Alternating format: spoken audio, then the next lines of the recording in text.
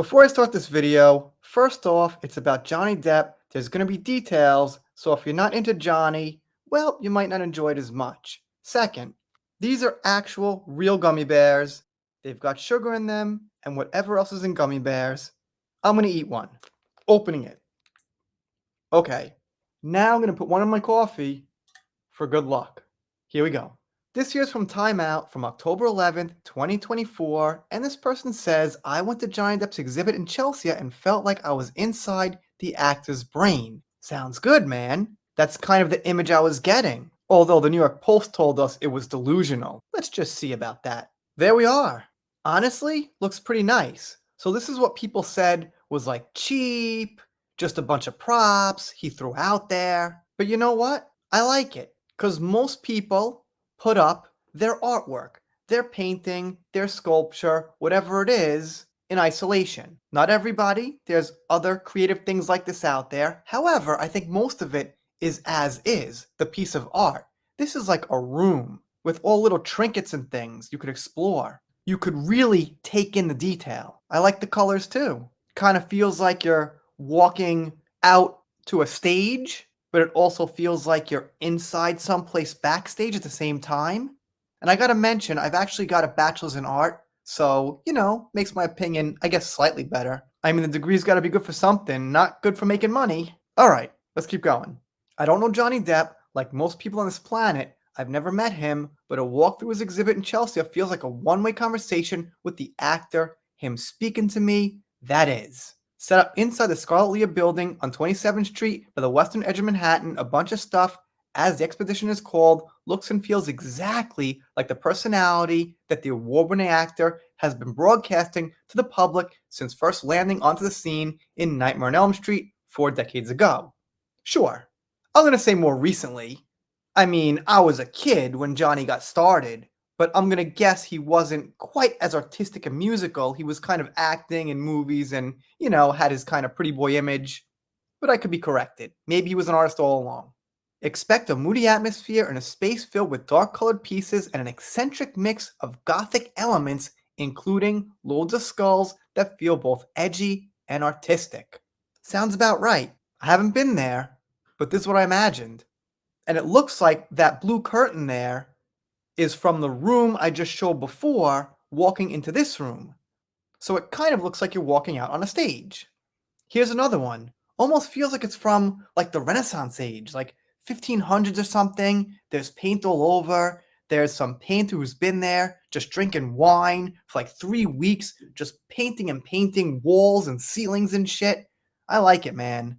I'm trying to see the delusion that New York Post was talking about. Been looking for this delusion for a long time. I can't find it. Maybe someone out there could help me. It's also impossible to disconnect the art in front of you, created entirely by Depp, on a display for the public for the first time from the media spectacle that the actor was a part of 2 years ago when he sued his ex-wife, Amber Heard, for defamation following an article. Okay, you didn't have to mention that, but this is overwhelmingly positive. Fine. No one's perfect. In a way, the exhibit feels like Depp's special turn at the stand, where he gets to speak his mind without interruption by you-know-who, paparazzi, or anyone else. You lost me a little bit here. Let's keep going. Set up in a circular pattern with a black box in the middle, more on that later, a bunch of stuff wants to be recognized as an immersive experience and not a traditional exhibit. Yeah, figured that out. In addition to the variety of paintings on the walls, including many that usually reside in Depp's village estate in Provence in the south of France, the space is filled with objects from the actor's studios, couches, desks, paintings, paraphernalia, and more. Yeah, paraphernalia. Sure, sounds good. Let me have one more gummy bear. Lots of sugar. Gonna get a nice little sugar rush. They mention a painting of his mother, Betty Sue Palmer. They say he mentions his late dog Moo. First time I'm hearing about this. And it leads to a Merc-filled shop, which I heard of stuffed animals. Cool, maybe something else, I don't know. She says the exhibit will stay with you in your head long after you've left. I wouldn't doubt it. And she puts this one up here, a bunch of subs. I'm not sure what that means. Could it be that because he was out there in the media in this Virginia case in UK, that people on YouTube got a lot of subscribers covering it? Probably not, but that wouldn't be completely false. I'm someone who would probably know. She says the objective is to show the visual and emotional world of Johnny and take you on a journey and show his creative world. It says a few times it's creative and he shares his mind. All right, we got that picture though, we know. And then says it's to inspire others. Fair enough, fair enough. And then she mentions the case again. All right, hey now, good article, it's positive, but you don't have to mention the case really. And she says there's a clip there, 14 minutes, where Depp discusses his inspirations, relationships, and stuff in general about life. Sounds pretty good. Hopefully he'll release that so we could all see it at some point. And she quotes him. I've been most people than most people have been, he says in the video. Is there anything that I can offer? Is there anything uniquely me that I can add to something? All right, that must be all his acting roles. He's been a gangster, a pirate, a mad hatter, an AI professor, you name it. And most people have not been all those things, not even most actors.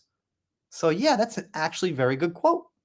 And to be honest, she writes a lot, some fluff, but I think her intentions are good. She's obviously very positive about this. And at the end, she links where you can buy tickets, which is also a great thing. I might have missed it, but I didn't see anyone else linking that, especially not the critics. Anyway, I would suggest not putting gummies in your coffee. It's actually pretty nasty, but sometimes necessary. Doing all things Depp, pop culture, following Diddy, Manson, Meghan and Harry once in a while. If you're not subscribed here, consider it. If you don't, I'll be sad, but I'll get over it. See you next time.